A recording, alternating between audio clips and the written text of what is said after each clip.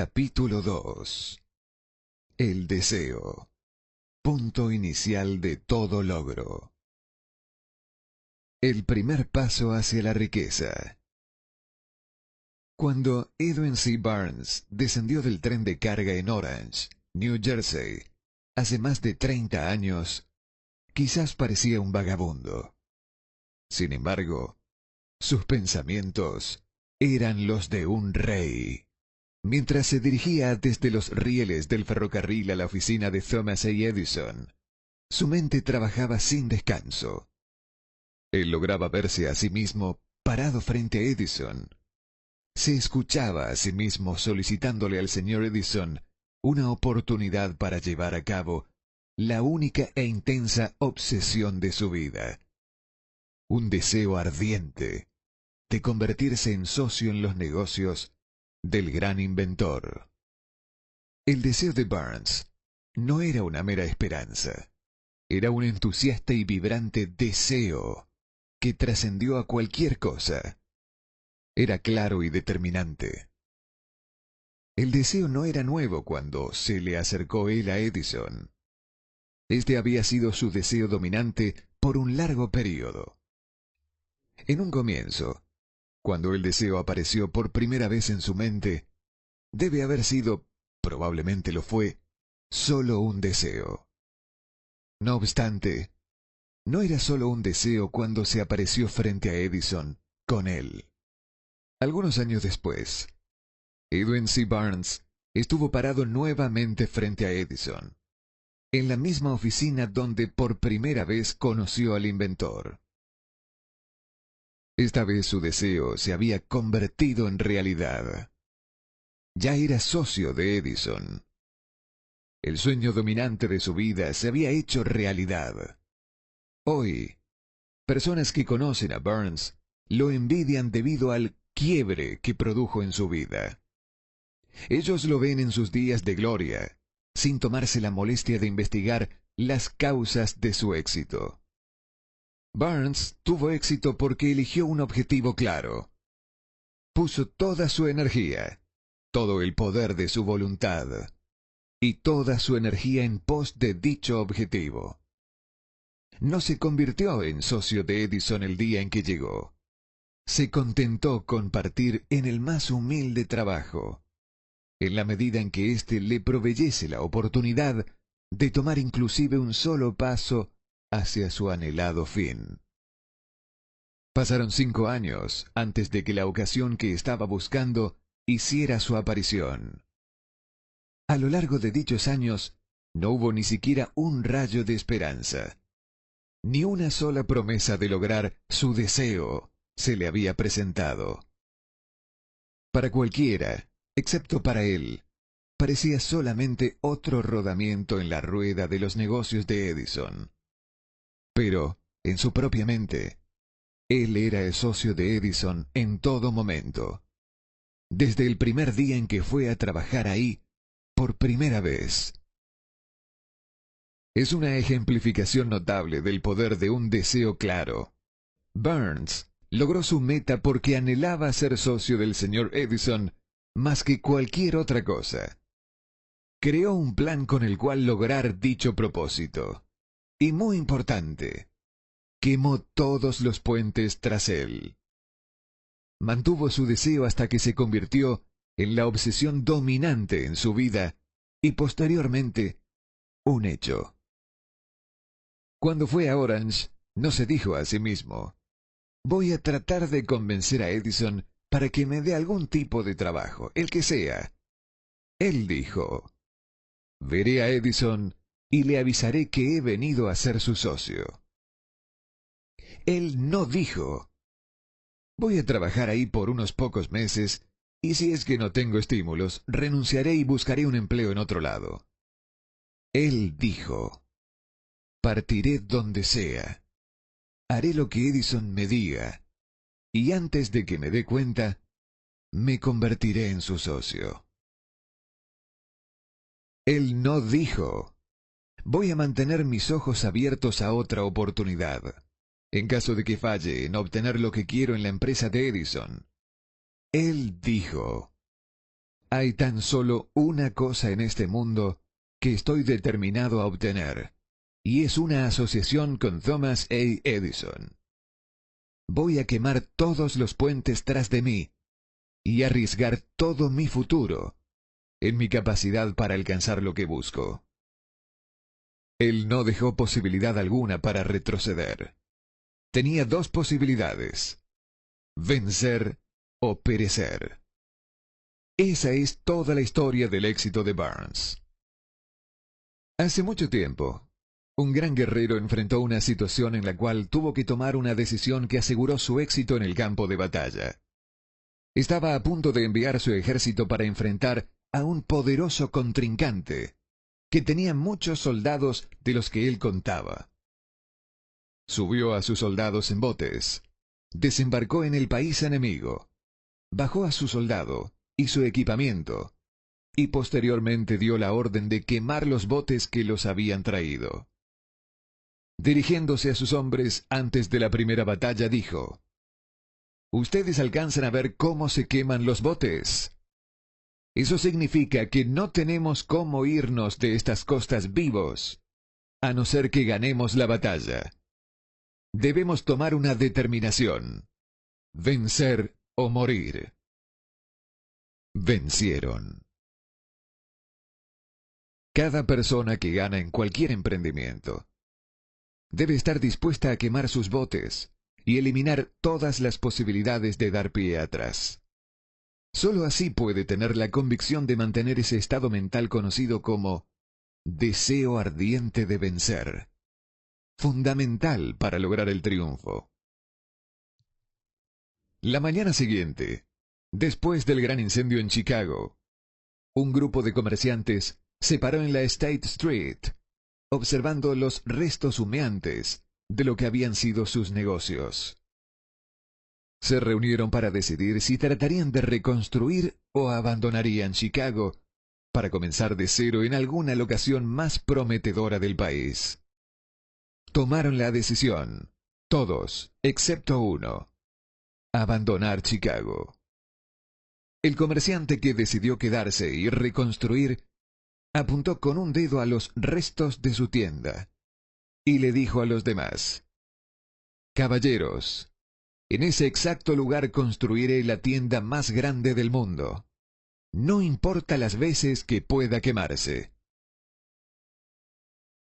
Eso fue hace casi un siglo. La tienda fue construida. Todavía sigue en pie. Una torre. Un monumento al poder de ese estado mental conocido como deseo ardiente.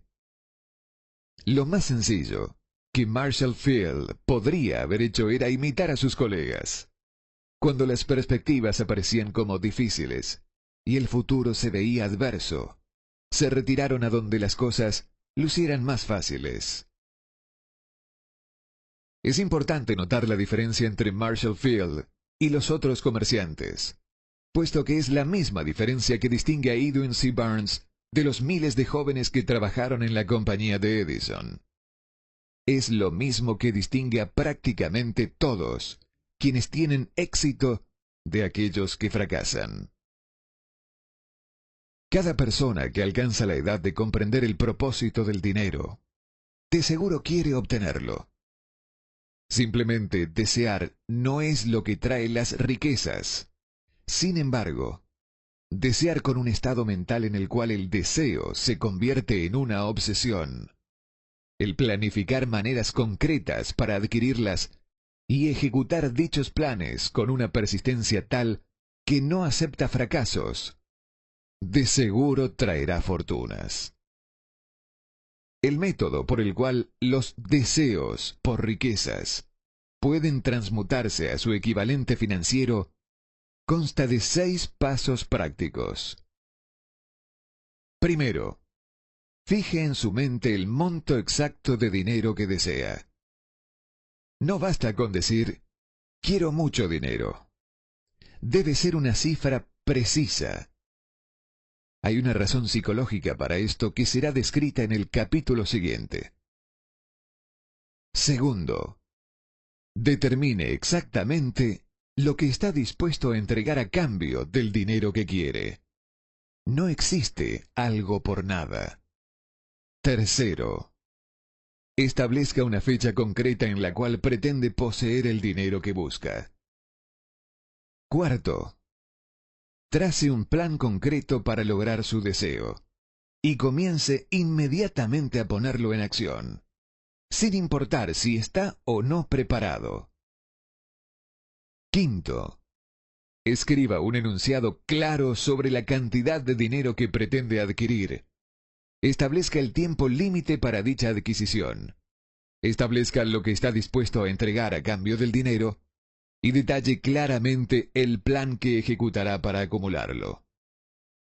Sexto, lea su declaración en voz alta, 2 veces al día, una antes de acostarse en la noche y otra antes de levantarse en la mañana. Mientras lea, debe sentir y creer que ese dinero ya está en su poder. Es primordial que siga estos 6 pasos. Deténgase especialmente en seguir las instrucciones del paso 6. Usted podría alegar que se le hace imposible verse en posesión del dinero antes de realmente tenerlo. Aquí es donde un deseo ardiente lo ayudará. Si usted realmente desea el dinero tan fervientemente que su deseo es una obsesión, no tendrá dificultad en convencerse de que lo va a adquirir. El objetivo es desear el dinero y llegar a estar tan determinado a poseerlo que se convenza de que lo tendrá. Solo aquellos que toman conciencia del dinero alguna vez acumulan grandes fortunas. El tomar conciencia del dinero quiere decir que la mente se ha saturado completamente con el deseo por el dinero, de modo que uno puede verse a sí mismo poseyéndolo. Para el no iniciado, que no se ha educado en los fundamentos principales de la mente humana, quizás estas instrucciones parezcan poco prácticas. Para quienes no consigan reconocer la validez de estos 6 puntos, puede ser útil saber que la información que difunden fue revelada por Andrew Carnegie, quien empezó como un obrero común en una siderúrgica, pero se las arregló, pese a sus humildes comienzos, para que estos principios le rindieran una fortuna de más de $100 millones. Como ayuda adicional, quizá le sirva saber que los 6 puntos recomendados aquí fueron detenidamente analizados por el fallecido Thomas A. Edison, quien puso su sello de aprobación en ellos, por ser esenciales no solo para la acumulación de dinero, sino para la obtención de cualquier meta. Estos pasos no implican un trabajo duro, tampoco sacrificio. No exigen que uno se vuelva ridículo ni crédulo. Su aplicación no requiere de mucha escolaridad. Sin embargo, el éxito en la aplicación de estos 6 pasos necesita de la imaginación suficiente que permita ver y comprender que la acumulación de dinero no puede ser dejada al azar. Uno no debe tomar conciencia de que todos quienes han acumulado grandes fortunas primero tuvieron una cierta medida de sueños, anhelos, deseos y planificación antes de que pudiesen adquirirla. A estas alturas, usted deberá saber que nunca tendrá riquezas en grandes cantidades a menos que pueda llegar a ser la viva expresión del deseo quemante por el dinero y que realmente crea que lo poseerá. Usted podría saber, además, que todo gran líder, desde el comienzo de la civilización hasta el presente, ha sido un soñador. Por ejemplo, el cristianismo es un gran poder en el mundo actual, puesto que su fundador tuvo un deseo tan fuerte que lo pudo transmutar en su forma física. Si usted no puede ver riquezas en su imaginación, jamás podrá verlas en su balance bancario.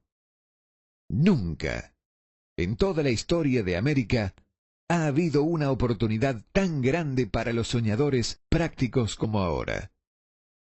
El colapso económico de 6 años ha reducido a todos los hombres, substancialmente, al mismo nivel. Está a punto de nacer una nueva raza. Las apuestas representan enormes fortunas que se acumularán dentro de los próximos 10 años. Las reglas de la raza han cambiado, debido a que ahora vivimos en un mundo cambiante, que definitivamente favorece a las masas. Aquellos que han tenido poca o ninguna oportunidad para ganar bajo las condiciones existentes durante la depresión, cuando el miedo paralizó el progreso y el crecimiento. A nosotros, que nos encontramos en esta carrera por la obtención de riquezas, debería motivarnos el hecho de que este cambiado mundo en el cual vivimos demanda nuevas ideas, nuevas maneras de hacer las cosas, nuevos liderazgos, nuevos inventos, nuevos métodos para enseñar, nuevos métodos de mercadeo, nuevos libros, nueva literatura, nuevos programas de radio, nuevas ideas para películas. Tras toda esta demanda de nuevas y mejores cosas, existe una cualidad que se debe poseer para triunfar y esta es la certeza del propósito. El conocimiento de lo que uno quiere y el deseo ardiente de poseerlo. La depresión financiera marcó la muerte de una era y el nacimiento de otra. Este mundo cambiante necesita soñadores prácticos que pongan sus sueños en acción.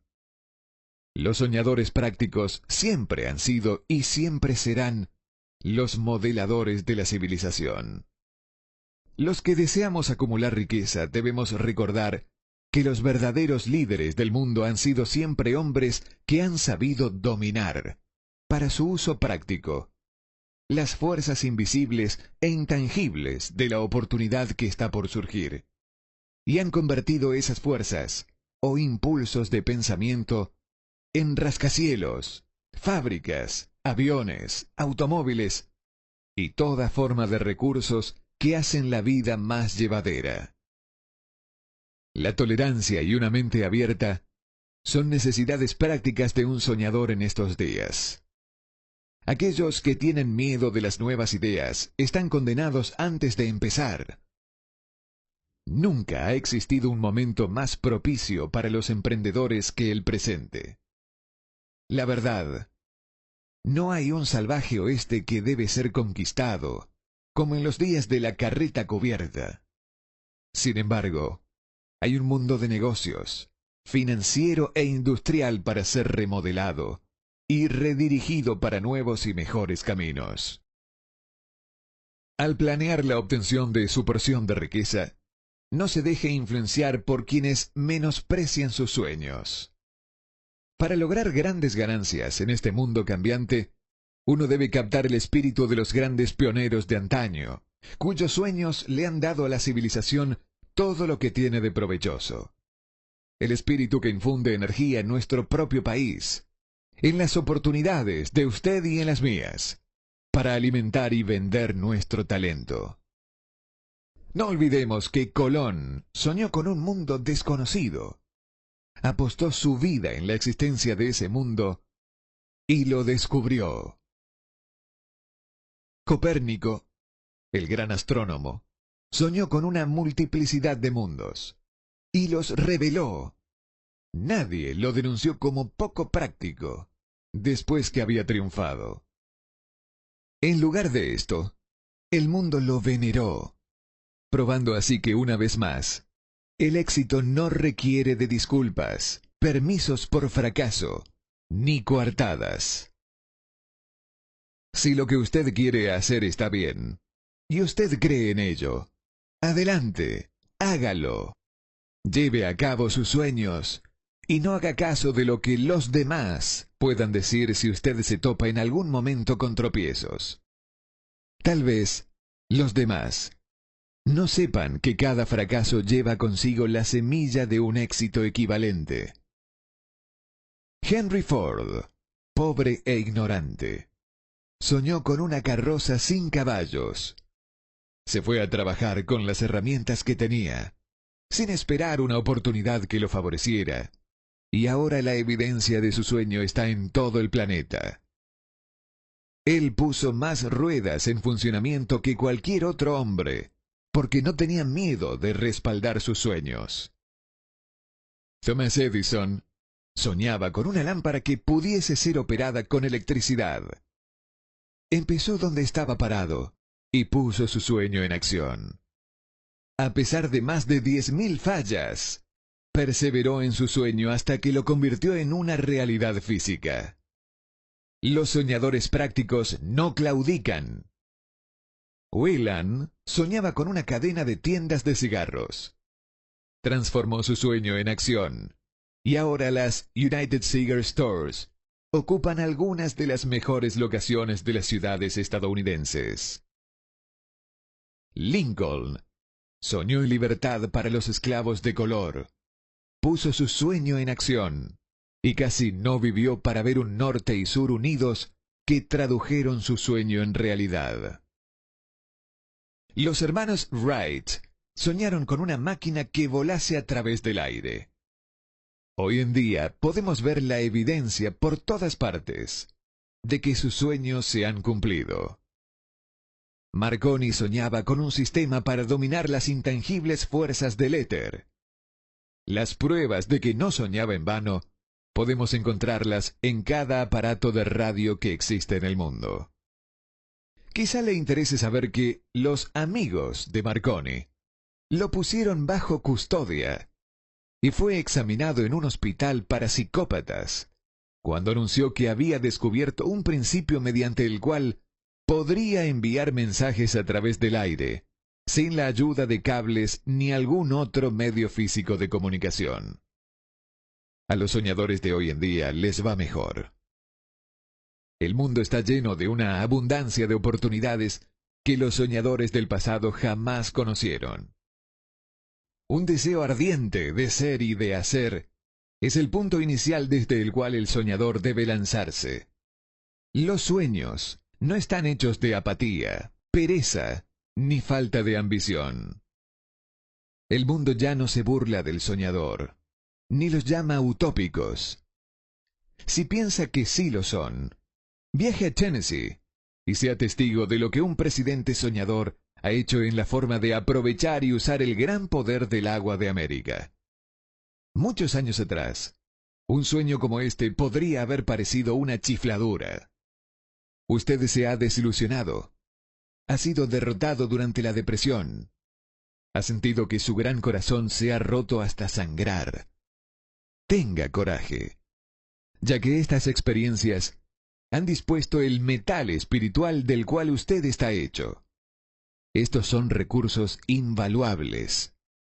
Recuerde, además, que todos quienes consiguieron el éxito en la vida tuvieron un mal comienzo y pasaron muchas dificultades antes de que pudiesen llegar. El cambio en la vida de la gente exitosa suele surgir en el momento de alguna crisis, a través de la cual les es develado su otro yo. John Bunyan escribió Pilgrim's Progress, que se cuenta entre lo mejor de la literatura inglesa, después de haber estado confinado en prisión y haber sido fuertemente castigado a causa de sus ideas sobre la religión. D. Henry descubrió el genio que dormía en su interior después de haber conocido terribles infortunios y estar encarcelado en Columbus, Ohio. Forzado, a través de la desgracia, a conocer a su otro yo y a usar su imaginación, descubrió que era un gran autor en vez de un criminal indigno. Los caminos de vida son extraños y variados, y extrañas también son las formas de infinita inteligencia, a través de las cuales Los hombres son algunas veces forzados a pasar por todo tipo de puniciones antes de descubrir sus propios cerebros y su propia capacidad para crear ideas útiles a través de la imaginación. Edison, el mayor inventor y científico del mundo, fue un operador de telégrafo vago. Él falló innumerables veces antes que fue impulsado, posteriormente, hacia el descubrimiento del genio que dormía dentro de su cerebro. Charles Dickens empezó pegando etiquetas en latas de betún. La tragedia de su primer amor penetró las profundidades de su alma, para convertirlo en uno de los más grandiosos autores del planeta. Esa tragedia produjo, primero, David Copperfield, y luego, una sucesión de obras que entregan un mundo mejor y más rico a todo el que lee sus libros. La desilusión por amor generalmente tiene el efecto de llevar al hombre a tomar y a la mujer a la ruina. Esto debido a que la mayoría de las personas nunca asimilaron el arte de transformar sus más fuertes emociones en sueños de naturaleza constructiva. Helen Keller se quedó sorda, muda y ciega después de nacer. Pese a su terrible adversidad, ha escrito su nombre con letras indelebles en las páginas de la historia de los grandes. La totalidad de su vida es una evidencia de que nadie está vencido hasta que la derrota es aceptada como una realidad. Robert Burns era un campesino analfabeto. Sufrió la maldición de la pobreza y creció para ser un borracho. El mundo fue mejor gracias a su vida, porque vistió de prendas hermosas sus pensamientos poéticos y, por tanto, arrancó un espino para plantar un rosal en su lugar.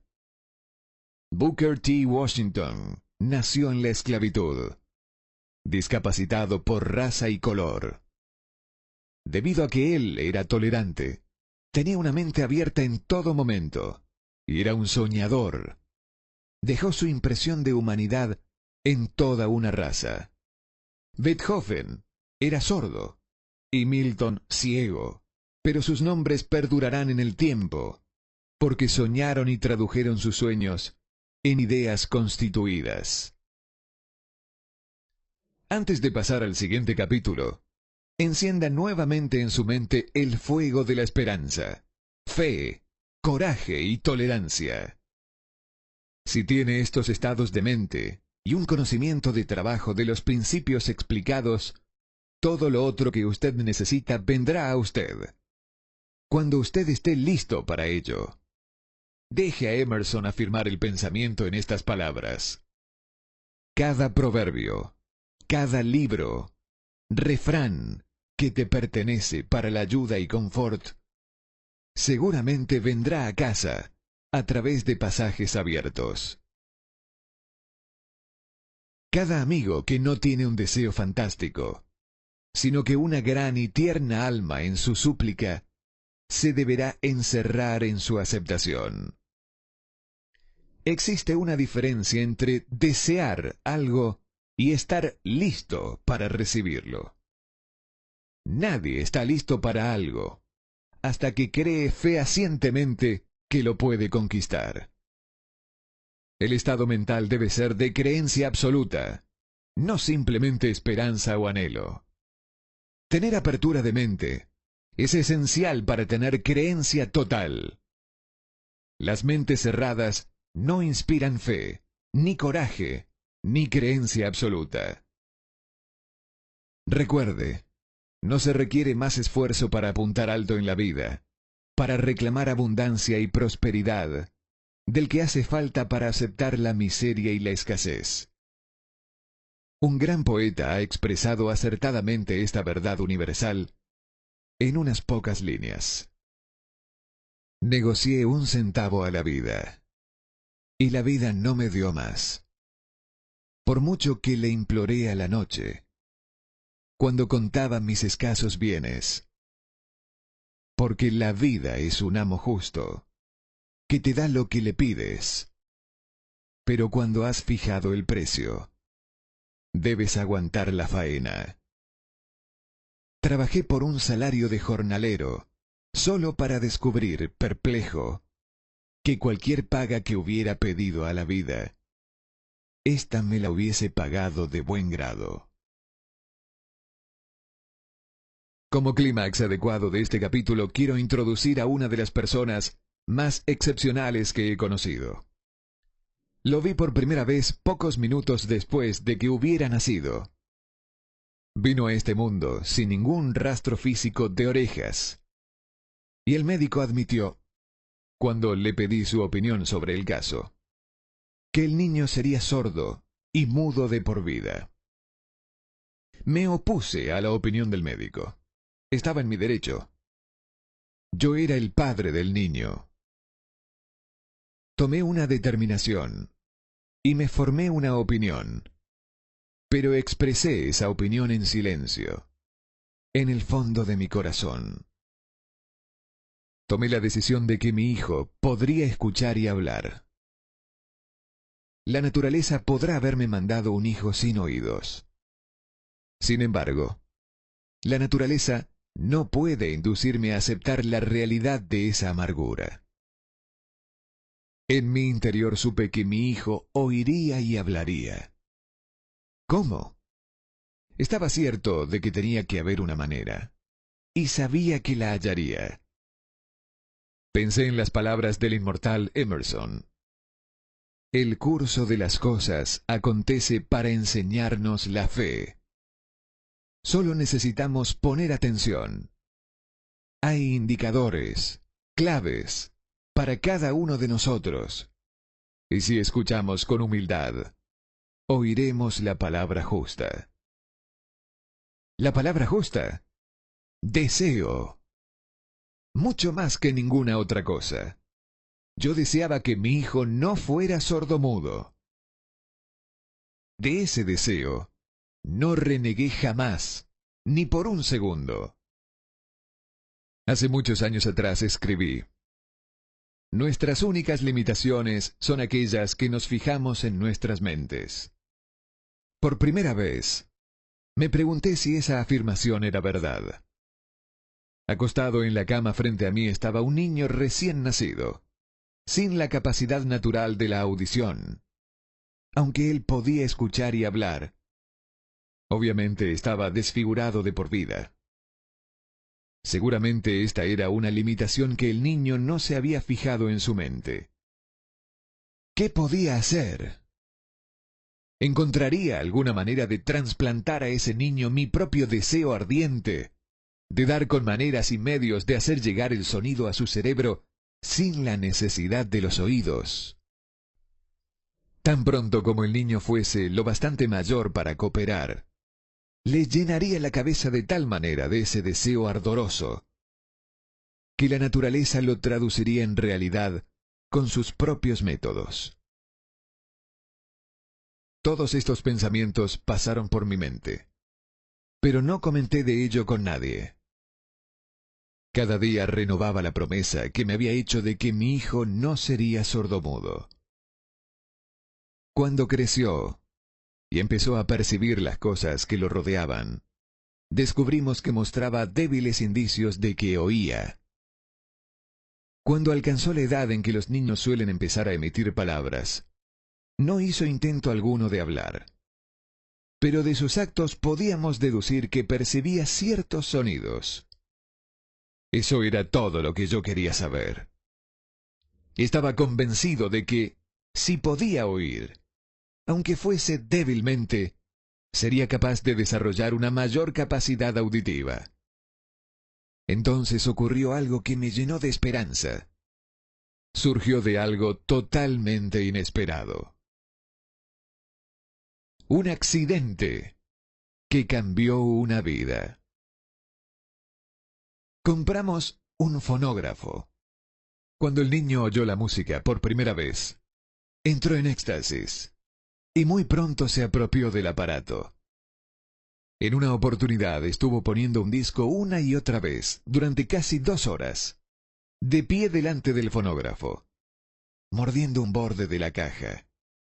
La importancia de esa costumbre que adquirió no se nos hizo patente sino hasta años después, porque nunca habíamos oído hablar del principio de la conducción ósea del sonido. Poco después de que se apropiase del fonógrafo, me di cuenta de que podía oírme con claridad cuando le hablaba con los labios junto a su hueso mastoideo, en la base del cráneo. Estos descubrimientos me dieron los medios necesarios mediante los que comencé a traducir en realidad mi vehemente deseo de ayudar a mi hijo a desarrollar la audición y el habla. Para ese entonces, él estaba haciendo esfuerzos para decir ciertas palabras. La perspectiva estaba lejos de ser alentadora, pero el deseo respaldado por la fe no entiende lo que es la palabra imposible. Una vez que hube descubierto que podía oír perfectamente el sonido de mi voz, empecé prontamente a transferirle mi deseo de que oyese y hablase. Pronto, descubrí que el niño disfrutaba cuando yo le contaba cuentos antes de dormirse, de manera que me puse a trabajar para idear historias que estimularan su confianza en sí mismo, su imaginación y un agudo deseo de oír y de ser normal. Había un cuento en particular, en el que yo hacía hincapié dándole un renovado matiz dramático cada vez que se lo relataba. Lo había inventado para sembrar en su mente la idea de que su dificultad no era una pesada carga, sino una ventaja de gran valor. Pese al hecho de que todas las maneras de pensar que yo había examinado señalaban que cualquier adversidad contiene la semilla de una ventaja equivalente, debo confesar que no tenía ni la menor idea de cómo se podía convertir esa dificultad en una ventaja. Sin embargo, continué mi práctica de dedicarme a esa filosofía en historias para dormir, esperando que viniera el momento donde él encontrara un plan para que su discapacidad pudiera servir para algún propósito útil. La razón me decía claramente que no había compensación alguna por la falta de oídos y equipo de audición natural. El deseo, respaldado por la fe, empujó a la razón hacia el lado y me inspiró a seguir adelante. Ganó un mundo nuevo con 6 centavos. Al analizar la experiencia retrospectivamente, puedo ver que su fe en mí tuvo mucho que ver con los extraordinarios resultados. Él no cuestionaba nada que yo le dijera.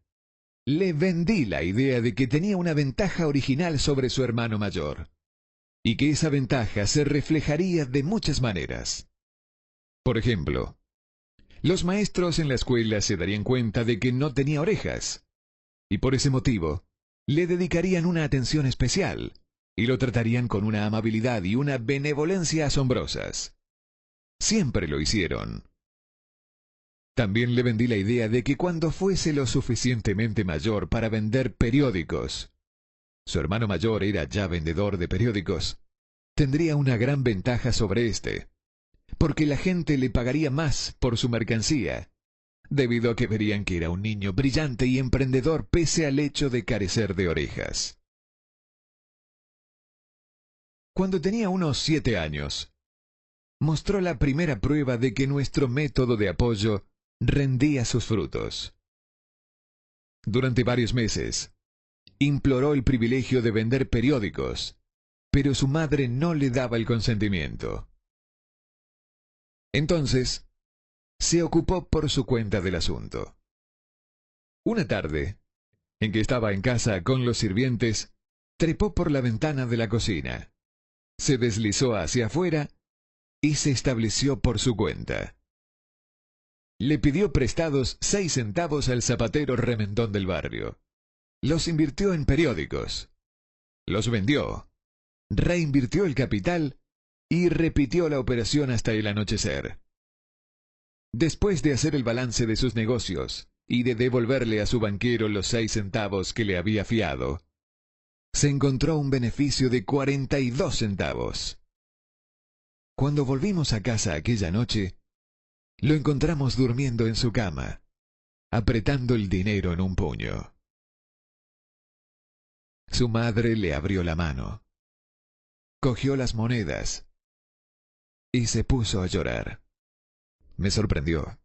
Llorar por la primera victoria de su hijo me pareció fuera de lugar. Mi reacción fue la inversa. Reí de buena gana, porque supe que mi empresa de inculcar en la mente de mi hijo una actitud de fe en sí mismo había rendido frutos. Su madre veía a un niño sordo que, en su primera aventura comercial, se había escapado a la calle y había puesto en peligro su vida para ganar dinero. Yo veía un hombrecito de negocios valiente, ambicioso y lleno de confianza en sí mismo, cuyo valor intrínseco se había incrementado en un 100%, al haber ido a negociar por su cuenta y haber ganado. La transacción me complació, porque había dado pruebas de una riqueza de recursos que lo acompañaría toda su vida. Más tarde, los eventos probaron que esto era cierto. Cuando su hermano mayor quería algo, él se acostaría en el piso, golpearía sus piernas en el aire, lloraría y, finalmente, lo obtendría. Cuando el pequeño niño sordo quería algo, planificaría una manera de ganarse el dinero, luego comprárselo para sí mismo. Hasta el día de hoy, todavía sigue este plan. En realidad, mi propio hijo me ha enseñado que las incapacidades pueden ser convertidas en escalones, en los que uno puede trepar para alcanzar una meta valiosa, a menos que sean aceptados como obstáculos y usados como coartadas. El niño sordo que oyó. El pequeño sordo asistió a la escuela, al instituto y a la universidad, sin que fuese capaz de oír a sus maestros, excepto cuando le gritaban fuerte a corta distancia. No lo llevaron a una escuela para sordos. No le permitimos que aprendiese el lenguaje de los sordomudos. Habíamos decidido que viviese una vida normal, y mantuvimos esa disposición, aunque nos costó muchas discusiones acaloradas con funcionarios escolares. Cuando estaba en el instituto, probó un aparato eléctrico para mejorar la audición. Pero no le dio resultado debido a que nosotros creemos que es por una condición expuesta cuando el niño tenía 6 años de edad, por el doctor J. Gordon Wilson de Chicago, cuando él operó un lado de la cabeza del niño y vio que no había señales del equipo de audición natural. Durante su última semana en la universidad, sucedió algo que marcó el hito más importante de su vida. En lo que pareció una mera casualidad, entró en posesión de otro aparato eléctrico para oír mejor, que le remitieron para probar. Estuvo indeciso en probar el aparato, debido a su decepción con otro similar. Finalmente lo tomó, se lo puso en la cabeza, le conectó las baterías y, ¡sorpresa!, como por arte de magia, su deseo de toda la vida de oír normalmente se convirtió en realidad. Por primera vez oía tan bien como cualquier persona con audición normal. Alborozado con el mundo diferente que acababa de percibir a través de ese aparato auditivo, se precipitó al teléfono, llamó a su madre y oyó su voz a la perfección. Al día siguiente, oía con claridad las voces de sus profesores en clase. Por primera vez en su vida, también, mi hijo podía charlar con la gente, sin necesidad de que le hablaran con voz de trueno. Realmente, había entrado en posesión de un mundo distinto. El deseo había comenzado a pagar dividendos, pero la victoria todavía no era cabal. El muchacho tenía que encontrar todavía una manera definida y práctica de convertir su desventaja en una ventaja equivalente. Ideas que obran milagros.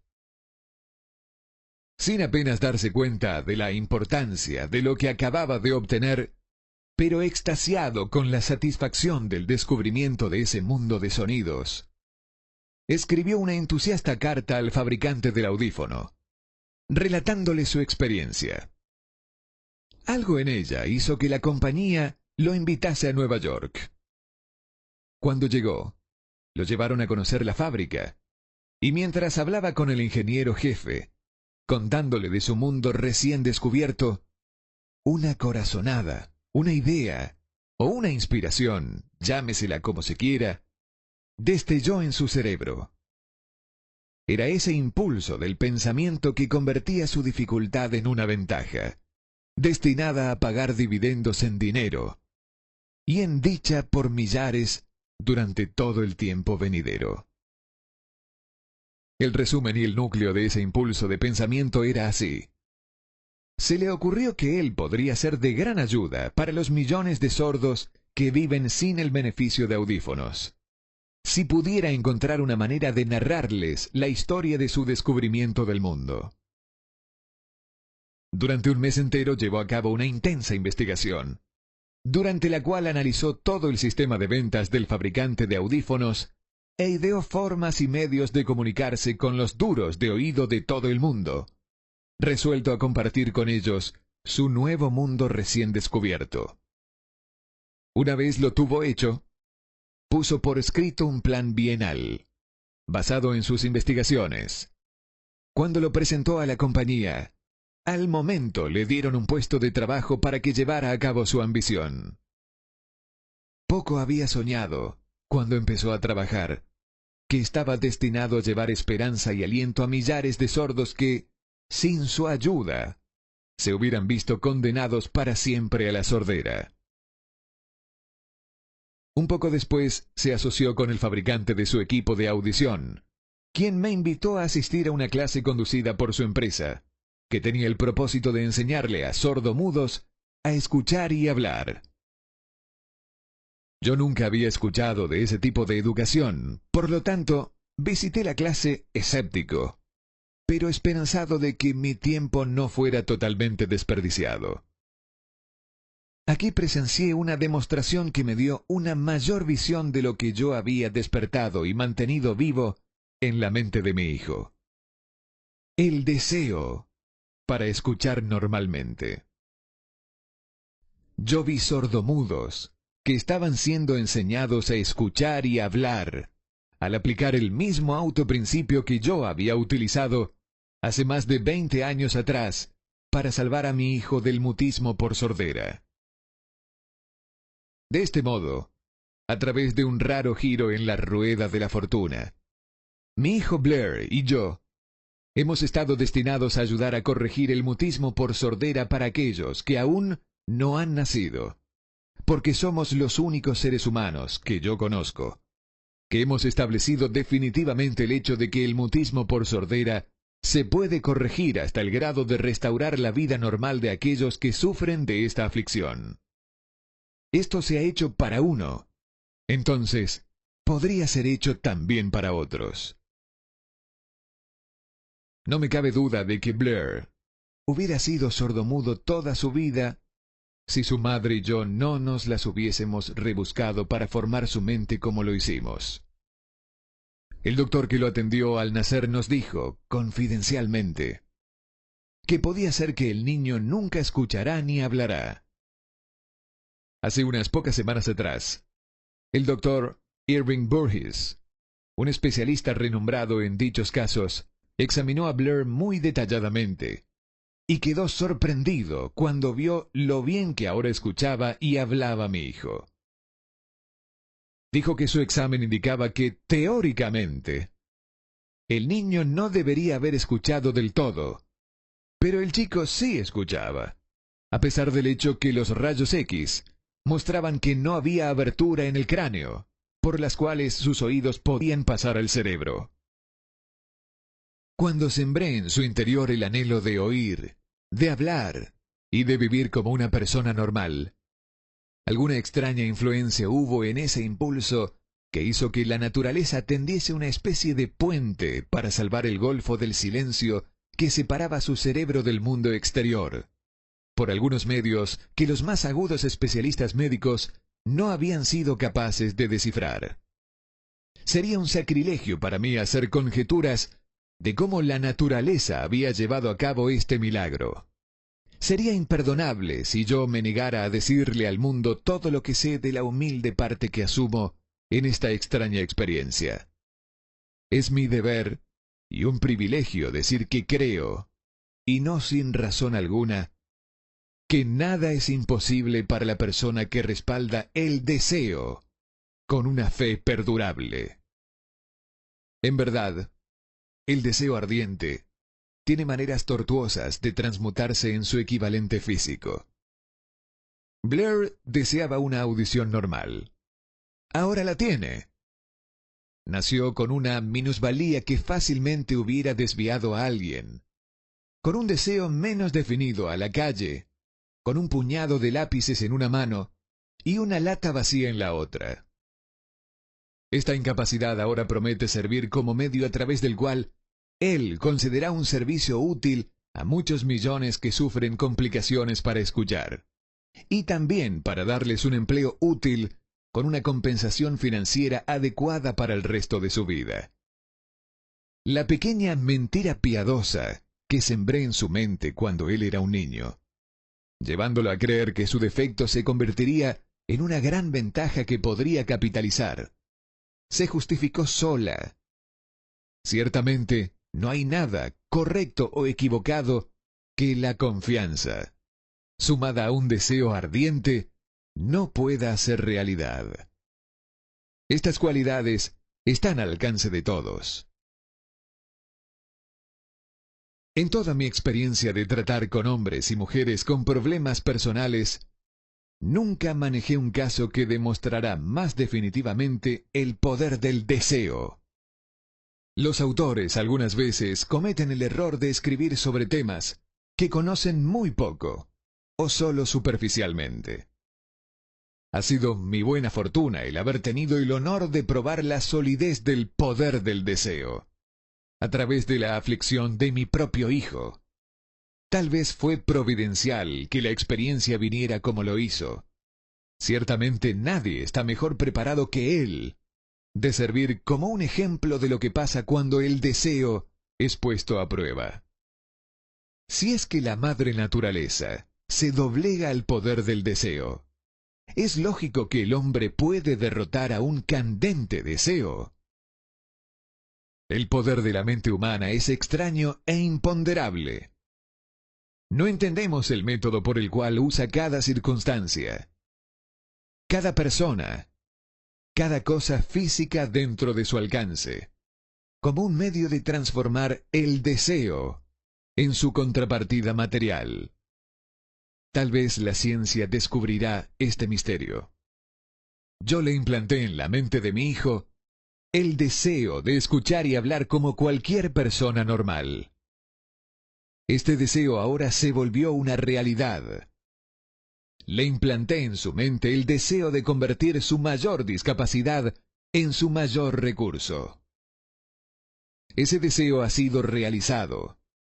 La forma de operar a través de la cual fue alcanzado este sorprendente resultado no es muy difícil de describir. Consistió en 3 hechos muy definitivos.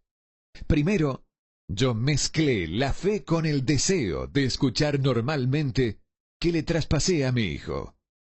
Segundo, le comuniqué mi deseo a él en toda forma concebible que estaba disponible a través de esfuerzos persistentes y continuos durante varios años. Tercero, él creyó en mí. La química mental hace magia. Un breve párrafo en un despacho de noticias en relación con Madame Schumann-Heink da la clave del estupendo éxito de esta mujer como cantante. Cito el párrafo porque la clave que contiene no es otra que el deseo. Al comienzo de su carrera, Madame Schumann-Heink visitó al director de la ópera de Viena para que le realizara una prueba de voz. Pero él no la probó. Después de echar un vistazo a la desgarbada y pobremente vestida muchacha, dijo nada cordial. Con esa cara y sin ninguna personalidad, ¿cómo espera tener éxito en la ópera? Señorita, olvide esa idea. Compre una máquina de coser y póngase a trabajar. Usted nunca podrá ser cantante. Nunca es demasiado tiempo. El director de la Ópera de Viena sabía mucho sobre la técnica del canto. Sabía muy poco del poder del deseo. Cuando éste asume las proporciones de una obsesión. Si hubiera conocido mejor ese poder, no hubiese cometido el equívoco de condenar el genio sin darle una oportunidad. Hace varios años, uno de mis socios se enfermó. Se puso cada vez peor a medida que el tiempo transcurría y, finalmente, lo llevaron al hospital para operarlo. El médico me advirtió que había muy pocas probabilidades de que yo volviera a verlo con vida. Pero esa era la opinión del médico, y no la del paciente. Poco antes de que se lo llevaran al quirófano, me susurró con voz débil: «No se preocupe, jefe. En pocos días habré salido de aquí». Una enfermera me miró cabizbaja. Pero el paciente se recuperó satisfactoriamente. Cuando todo hubo terminado, su médico me dijo: «No lo salvó otra cosa que su deseo de vivir. Nunca hubiera salido de este trance si no se hubiese negado a aceptar la posibilidad de la muerte». Creo en el poder del deseo respaldado por la fe, porque he visto cómo ese poder elevaba a hombres desde comienzos humildes a posiciones de poder y riqueza. Lo he visto cómo saqueaba la tumba de sus víctimas, cómo servía de medio para que los hombres llevaran a cabo su rehabilitación después de haber fracasado en un centenar de formas distintas. Lo he visto darle a mi propio hijo una vida normal, feliz y llena de éxito, a pesar de que la naturaleza lo mandase a este mundo sin orejas. ¿Cómo se puede dominar y usar el poder del deseo? Eso queda explicado en este capítulo y los subsiguientes de este libro. Este mensaje está saliendo al mundo al final del más largo y tal vez más devastador período de depresión que América haya nunca conocido. Es razonable suponer que el mensaje llamará la atención de muchos que han sido heridos por la depresión, aquellos que han perdido sus capitales, otros que han perdido sus cargos, y muchos que deben reorganizar sus planes y preparar un retorno. A todos ellos, quiero llevarles el pensamiento que todo logro, sin importar su naturaleza o propósito, debe comenzar con un intenso deseo vehemente por algo definitivo. Mediante algún extraño y poderoso principio de química mental que nunca ha divulgado, la naturaleza envuelve en el impulso del deseo ardiente ese algo que no reconoce la palabra imposible ni acepta el fracaso como factible. No hay limitaciones para la mente, excepto las que aceptamos. La pobreza y la riqueza son vástagos del pensamiento.